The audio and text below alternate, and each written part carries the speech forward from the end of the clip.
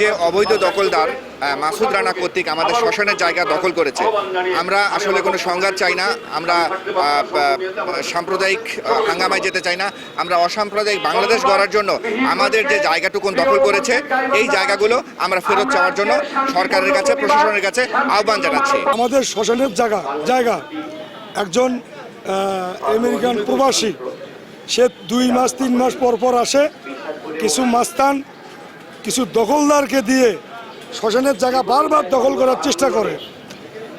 এইবার হঠাৎ রাত্রি 11:30টায় ফোন পাইলাম যে শ্মশানের সাইনবোর্ড লাগাচ্ছে জায়গা দখল করে। আমাদের ওখানে যে কাজ করে, যে দেহ পোড়ার কাজ করে, সে ফোন করলো। আমরা 10-12 জন গেলাম। রাত্রি 11টায় দেখি সে ভূমিদস্যুর মতো অস্ত্র নিয়ে সে শ্মশান দখল করতেছে। সে ওখানে পিলারে খুঁড়ি গেছে। বিষয়টি আমরা বাধা দেই এবং শিয়া বাটার ও ভিটামিনে সমৃদ্ধ লিলি বিউটি সোপ, তারুণ্যময় উজ্জ্বল ত্বকের জন্য। পরের দিন আমরা সদর থানায় একটা এজাহার দায়ের করি। ওই এজাহারে আমরা ঘটনা বর্ণনা করি। ওসি সাহেব ওখানে যায়। যাওয়ার পর ওসি সাহেব আমাকে ওখান থেকে ফোন দেয়, এটা মামলা করা যাবে না, করা যাবে না, আমি দেখতেছি। তখন আমরা তাকে বলি যে আমরা আপনাকে তদন্ত করার জন্য বলছি, মামলা করা যাবে না যাবে এটা আপনাকে বলি নাই।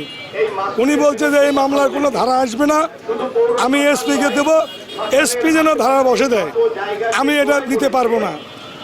এখন ওখানে যাওয়ার পর ওসি সাহেবের ভূমিকা দেখে আমাদের কাছে সন্দেহজনক মনে হয়েছে। তার ভূমিকা ভালো না। আসামিকে না ধরে আসামিকে বাড়ির থেকে ডেকে এনে সে গা সত্যি দিয়ে বেড়াচ্ছে মীমাংসা করার জন্য, এবং আমাদেরকে মীমাংসা করার জন্য উনি বারবার বলতেছে। কিন্তু উনি একজন সরকারি জায়গায় থেকে এই ধরনের কথা বলতে পারে না। আমরা কোনো মীমাংসার জন্য ওনাকে করিনি। আমরা চাই দ্রুত গ্রেপ্তার করে দোষীকে আইনের আওতায় আনতে হবে। এটা আমাদের জোর দাবি এবং মামলা আপনার এন্ট্রি করতে হবে।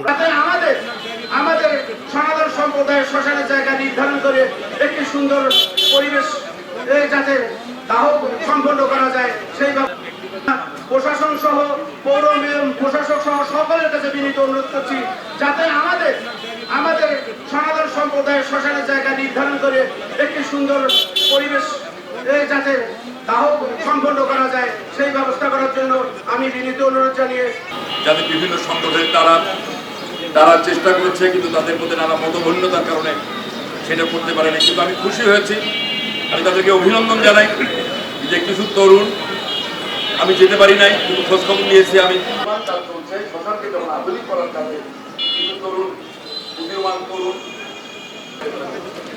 আমি মনে করি আমি যেহেতু বিষয়টা জেনেই থাকি কাগজে কলমে, কিংবা আমরা যেটা জানি সেটা হচ্ছে গাইবান্ধার পুলিশ প্রশাসন কখনোই জনবান্ধব হয়ে উঠতে পারেনি। ইতিপূর্বেও আমরা অনেক দেখেছি।